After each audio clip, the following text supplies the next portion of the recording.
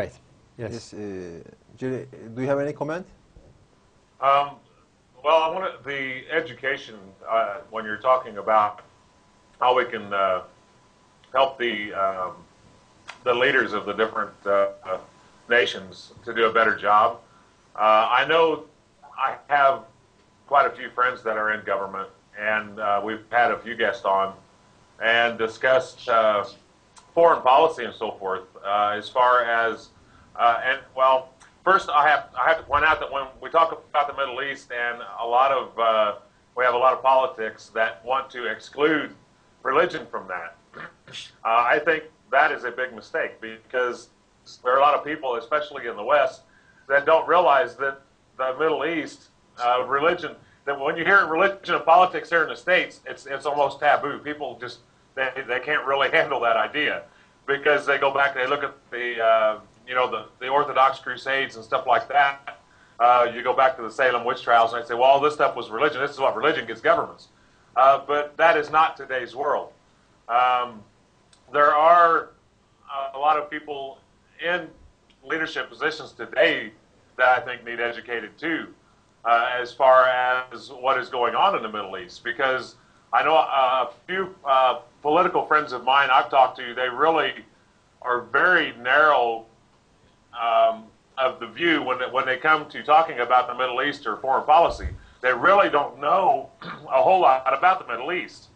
And I think this is one problem that we have with our political leaders, and not just in the U.S., this is worldwide, that these leaders also need to have a good education of what the other cultures are, and not just how the religious outlook is in those cultures, but how the social outlook is in those cultures. Because, like talking about the Middle East and not talking about religion is like talking about swimming without talking about having any water. I mean, right.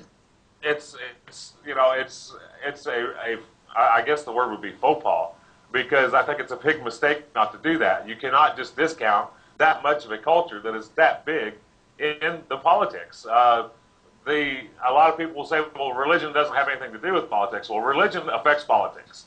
That's just a reality. And to say it doesn't is to pretty much, I think, ignore a big side of where that influence politically comes from worldwide. The same way, there are a lot of things that affect the politics and the way the nations get along that a lot of people will say, no, this isn't a problem, and yes, it is. So we need honesty when it comes to looking at it. And I agree with Alexander totally when he said that we need people looking at these things realistically. There are a lot of people that call themselves Muslim or call themselves Jews or call themselves Christians, and anybody can take a title. But without living that religion and without showing other people that religion, without bigotry involved in it, I think that is where we get a lot of the problems. And a lot of this is from Romanticism, and this is from being taught from a young age and from coming up in cultures or in families where Romanticism is actually taught. Like, if you're going to be a good Muslim, then this is what you have to do. If you're going to be a good Jew, this is what you have to do. If you're going to be a good Christian, this is what you have to do. But with the people that are being taught this, I think, and a lot of the problem we're having is they're not being taught to go by the books. They're being taught by other people that are putting their ideas into this. So religious education across the board is very important. I think whether people are religious or not, people need to take a realistic approach at religion and realize that it is real. It's a fact of life, and the more that people know about all of the religions,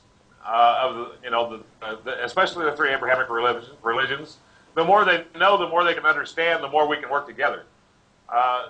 And we also, there are people, there are groups in Nigeria. We have Impact, MPAC, which are bringing Muslims and Christians together in their works. They're having services together, they're having dinners together, they're having meetings together. And I think a lot of this needs to go on a lot more around the world. And it is something that is spreading around the world. It's just very slowly. I think the last few years we've seen more of this going on than we have previously, which is a good thing. But above all, the most important thing here, whether they're political leaders, religious leaders, or in the family, it's got to be education. and the right kind of education, morality and integrity and respect. Without realizing another person's religion and respecting that, all you're going to get in return is the same in return. You cannot expect to get respect from somebody you're not giving respect to. You can not expect to force something on somebody without expecting them to force something back. So we definitely have to keep people educated and keep the lines of communication open.